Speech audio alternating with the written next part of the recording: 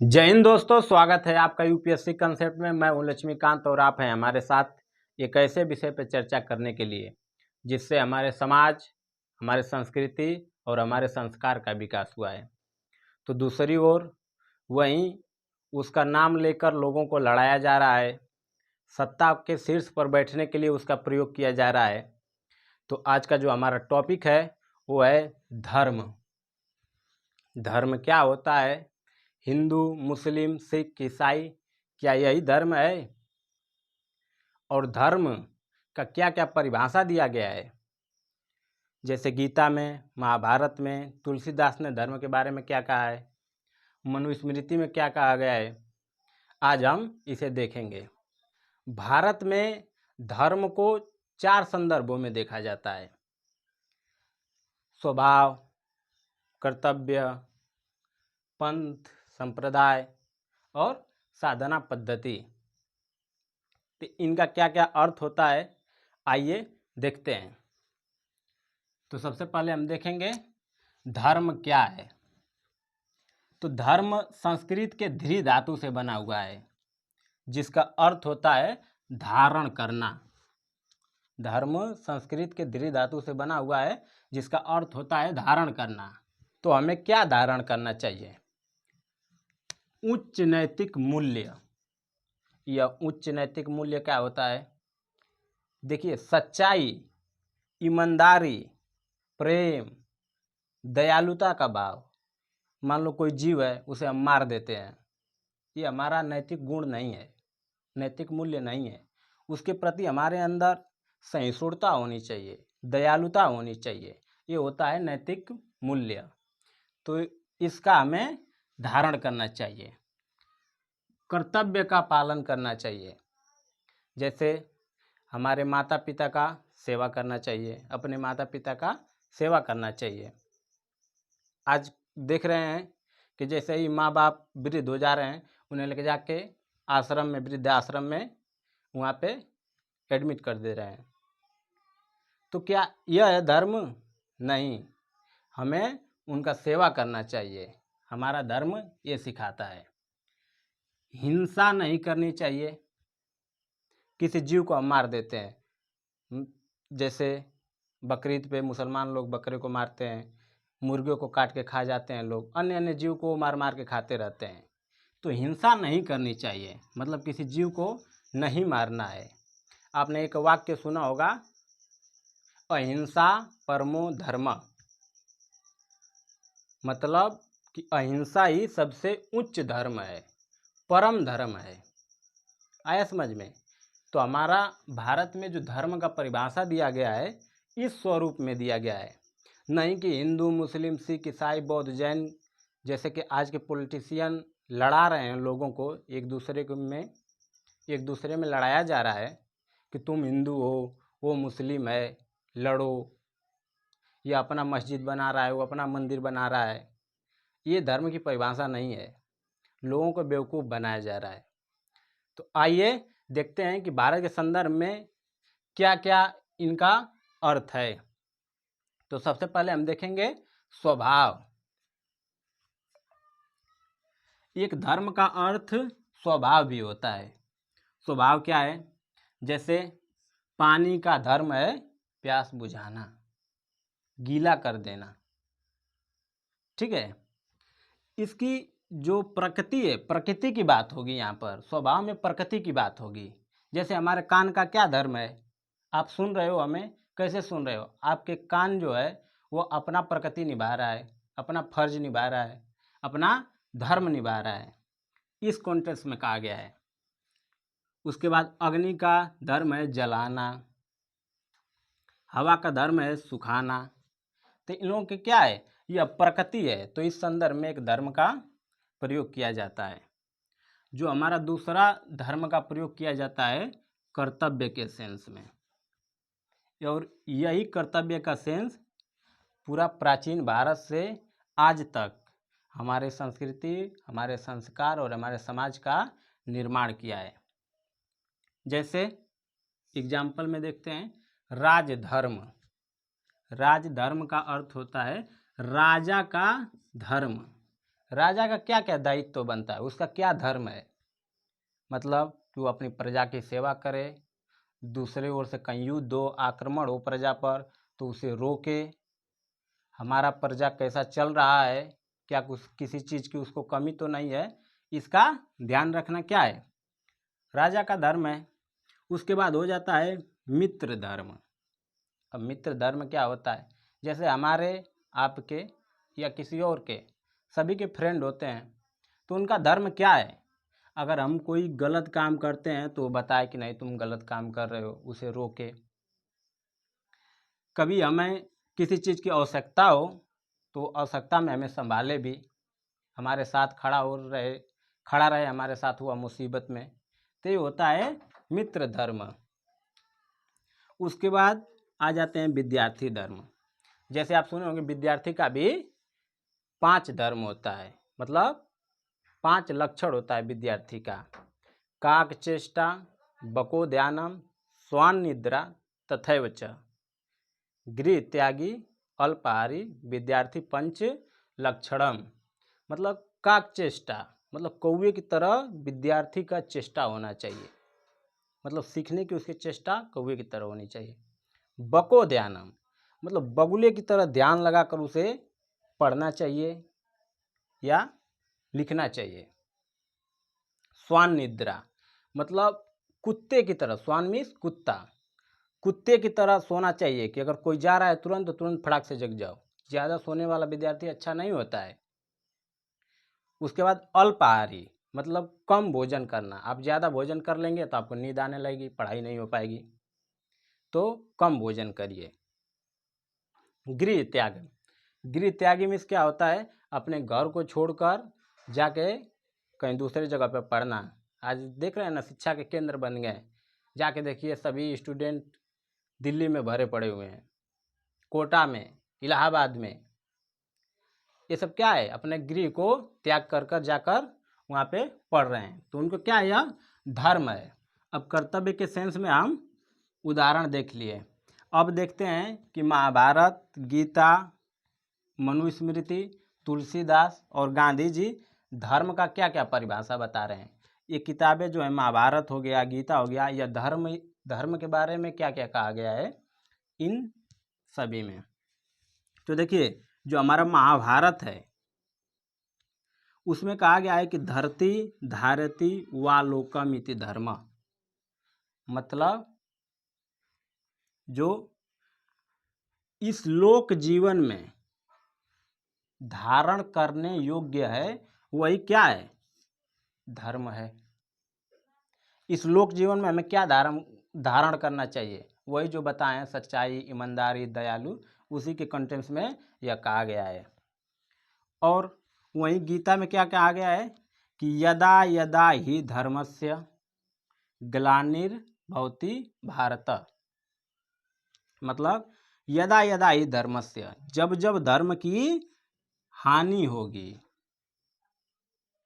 ठीक है, हे भरत, भरत मतलब अर्जुन, श्री कृष्ण जी जब उपदेश दे रहे थे तो किसको बता रहे हैं, तो अर्जुन को बता रहे हैं कि यदा यदा ही धर्मस्य, हे अर्जुन जब जब धर्म की हानि होगी तब तब अभि उत्थानाम धर्मस्य, तब तब धर्म के उत्थान के लिए तदात्मानम सृजामाम, मतलब मैं धर्म के उत्थान के लिए बार बार अवतार लेता रहूँगा। ये कौन बोल रहे हैं, श्री कृष्ण जी बोल रहे हैं गीता में अपने उपदेश में। उसके बाद देखते हैं कि मनुस्मृति में धर्म का परिभाषा पूरा सबसे बेस्ट जो परिभाषा है वह मनुस्मृति में दिया हुआ है। मनुस्मृति क्या बताता है, धृति क्षमा दमो अस्तेयम, शौचम इंद्रिय निग्रह, धीर विद्या सत्यम अक्रोधम, दशकम धर्म लक्षणम, मतलब जो धर्म का लक्षण है वह 10 है।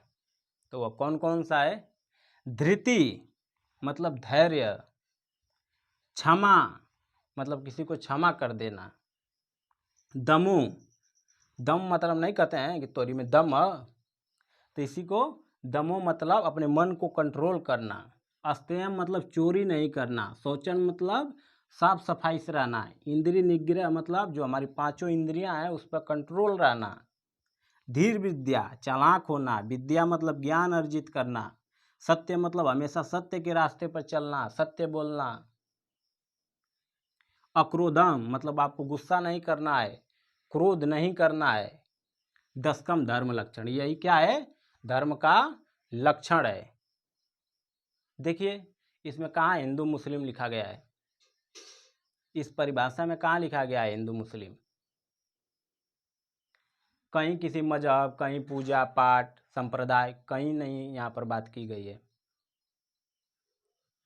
ठीक है, तो हमारा धर्म का परिभाषा यह होता है, मनुस्मृति में यह लिखा गया है, गीता में यह लिखा गया है। और वहीं जो रामचरितमानस के यानी रामायण के जो कवि हैं, लेखक हैं, वो क्या बोल रहे हैं, वो भी धर्म का परिभाषा क्या बता रहे हैं कि धर्म न दूसर सत्य समाना, मतलब सत्य के समान कोई धर्म नहीं है। ये तुलसीदास बोल रहे हैं कि सत्य से बड़ा कोई धर्म नहीं है। यह भी हिंदू मुस्लिम का बात, बुद्ध जैन का बात नहीं कर रहे हैं। उसके बाद एक और बोल रहे हैं कि परहित सरिस धर्म नहीं भाई, पर पीड़ा सम नहीं अधिमाई, मतलब परहित दूसरों के हित, हित मतलब समान, दूसरों के भलाई के समान धर्म नहीं भाई, दूसरों के भलाई के समान कोई धर्म नहीं है भाई। पर पीड़ा मतलब दूसरों को पीड़ा देना, सम नहीं अधिमाई, इससे बड़ा कोई अधर्म नहीं है। उसी बात को आधुनिक काल में महात्मा गांधी जी, जो कि अभी जल्द ही 2 अक्टूबर हम लोगों ने मनाया है 154वीं जयंती महात्मा गांधी जी की, वो क्या बोल रहे हैं कि धर्म विहीन राजनीति मृत देह के समान है। इसका अर्थ क्या हुआ कि धर्म विहीन राजनीति, जिस राजनीति में धर्म नहीं हो वो क्या है, मरे हुए देह के समान है। मतलब यह वह नहीं बोल रहे हैं कि हिंदू मुस्लिम सिख ईसाई की इसमें बात कर रहे हैं, नहीं, वो कह रहे हैं कि अगर तुम राजनीति में आओ तो अपने कर्तव्य के भाव से आओ कि हमें लोगों का सेवा करना है, राष्ट्र की सुरक्षा करना है, हमें राष्ट्र को पहले पायदान पर लेके जाना है, पूरी दुनिया में सबसे मजबूत बनाना है। इस भाव से राजनीति में आओ, कर्तव्य के भाव से आओ, कर्तव्य के भाव से।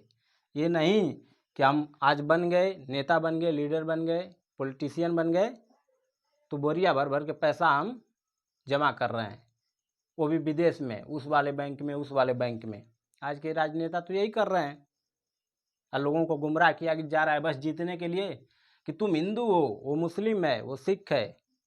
लोगों को बेवकूफ़ बनाया जा रहा है।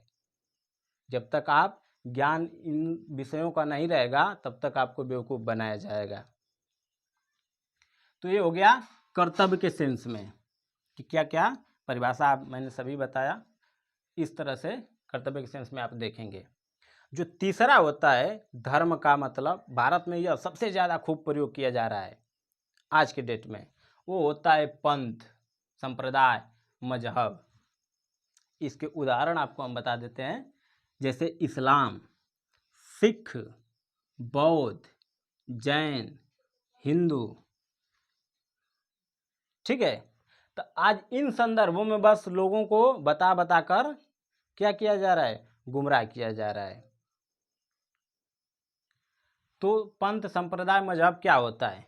देखिए, कोई ऐसा समूह या कोई ऐसा समाज, समूह ही कहेंगे, समाज मत कहिए, कोई ऐसा समूह जो एक विशेष रास्ता पर चल रहा हो, उसे हम क्या कहेंगे, पंथ कहेंगे। मतलब कुछ पाने के लिए, पारलौकिक या लौकिक चीज को पाने के लिए, जैसे क्या हो गया, हम मोक्ष की प्राप्ति के लिए हम क्या करते हैं, पूजा पाठ, साधना पद्धति, योग करते हैं। तो ऐसे विशेष रास्ता पर चलना ही क्या कहलाता है, पंथ, संप्रदाय, मजहब कहलाता है। और जो हमारा भारत है वह एक धर्म निरपेक्ष राज्य है।